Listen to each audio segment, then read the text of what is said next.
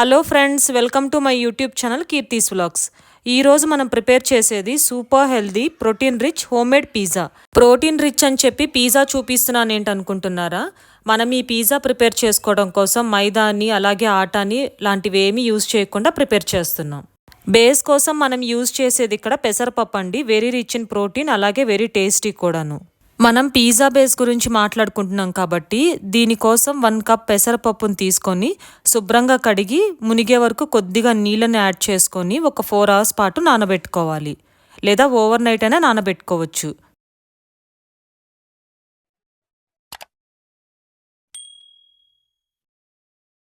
నేను ఇక్కడ pizza prepare చేయడానికి ఒక 4 గంటల ముందుగా నానబెట్టుకున్నానండి.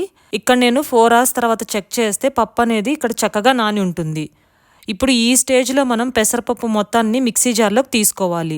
దీనిలోనే ఒక 2 పచ్చిమిరపకాయలు, 1 ఇంచ్ అల్లం ముక్కను కూడా యాడ్ చేసి మెత్తగా మిక్సీ పట్టుకొని ఫైన్ పేస్ట్గా తయారు చేసుకోవాలి.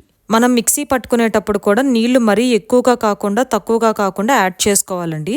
ఒకవేళ ఎక్కువగా యాడ్ చేస్తే బ్యాటర్ అనేది లూజ్ అయిపోతుంది. అదే తక్కువగా యాడ్ చేస్తే బ్యాటర్ అనేది థిక్ అయ్యి సరిగ్గా స్ప్రెడ్ అవ్వదు.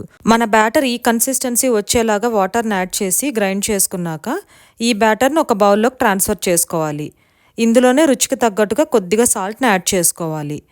ఆ తర్వాత ఇందులో 1/2 టీ స్పూన్ ఈనోని యాడ్ చేసి వెంటనే చక్కగా కలిసేలాగా కలుపుకోవాలి. ఈనోని యాడ్ చేసిన వెంటనే మన బ్యాటర్ అనేది ఫ్లఫీగా ఏరీగా అవుతుందండి. అదే మన బేస్ అనేది సాఫ్ట్గా స్పాంజీగా కుక్ అవడానికి హెల్ప్ చేస్తుంది. సో పిజ్జా టేస్ట్ కూడా ఇంకా టేస్టీగా అలాగే లైట్గా ఉంటుంది. బ్యాటర్ మొత్తాన్ని చక్కగా మిక్స్ చేసుకున్నాక ఈ బ్యాటర్ని పక్కన పెట్టుకోవాలి. ఒక ఫ్రై ప్యాన్ తీసుకొని అందులో కొద్దిగా ఆయిల్ని కానీ బటర్ని కానీ యాడ్ చేసుకోవాలి.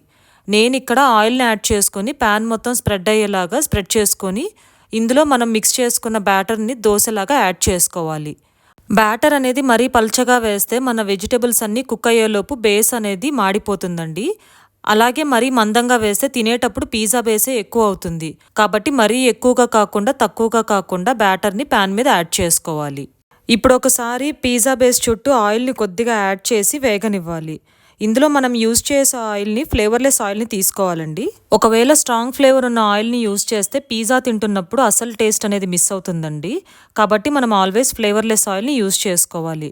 బేస్ అనేది ఒక సైడ్ చక్కగా రోస్ట్ అయిన తర్వాత రెండో సైడ్కి టర్న్ చేసుకోవాలండి. ఇప్పుడు ఈ సైడ్ మీదనే మనం పిజ్జా సాస్ అనేది స్ప్రెడ్ చేసుకోవాలి. నేను ఇక్కడ హోమ్మేడ్ పిజ్జా సాస్ని యూజ్ చేస్తున్నానండి. ఆల్రెడీ మన ఛానల్లో పిజ్జా సాస్ని ఇంట్లోనే ఈజీగా ఎలా ప్రిపేర్ చేయాలో అనే వీడియో ఉందండి. లింక్ని ఐకార్డ్స్లోను అలాగే డిస్క్రిప్షన్ బాక్స్లోనూ ఉంచుతాను, తప్పకుండా చెక్ చేయండి. లేదా మీరు బయట సూపర్ మార్కెట్స్లో దొరికే పిజ్జా సాస్నైనా ఇందులో యూజ్ చేసుకోవచ్చు. ఇప్పుడు ఈ పిజ్జా సాస్ మీద ముందుగా చీజ్ని యాడ్ చేసుకోవాలండి. ఆ తర్వాత మీకు నచ్చిన వెజిటబుల్ టాపింగ్స్ని యాడ్ చేసుకోవచ్చు. నేను ఇక్కడ green capsicum, red capsicum, yellow capsicum, onion, sweet కార్న్ని యూజ్ చేస్తున్నాను. ఒకవేళ మీ దగ్గర ఆలపీనోస్, ఆలివ్స్ ఉన్నాయంటే వాటిని కూడా ఇందులో యాడ్ చేసుకోవచ్చు. అన్ని టాపింగ్స్ యాడ్ చేసి పైన కొద్దిగా ఆయిల్ని యాడ్ చేశాక లో ఫ్లేమ్లో ఉంచి మూత పెట్టుకొని కుక్ చేసుకోవాలి. మనం పిజ్జా ప్రిపేర్ చేస్తున్నంతసేపు ఫ్లేమ్ని ఎప్పుడు లో ఫ్లేమ్లోనే ఉంచాలండి.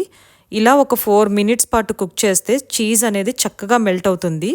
అలాగే వెజిటబుల్స్ కూడా పర్ఫెక్ట్గా కుక్ అవుతాయి. చూసారు కదా ఫ్రెండ్స్, మన హోమ్మేడ్ పెసరట్టు పిజ్జా అనేది రెడీ అయిపోయింది. దీన్ని చిల్లీ ఫ్లేక్స్ అలాగే ఆరిగానోతో స్ప్రింకిల్ చేసుకొని టేస్ట్ చేస్తే మన పిజ్జా టేస్ట్ అనేది నెక్స్ట్ లెవెల్ అండి.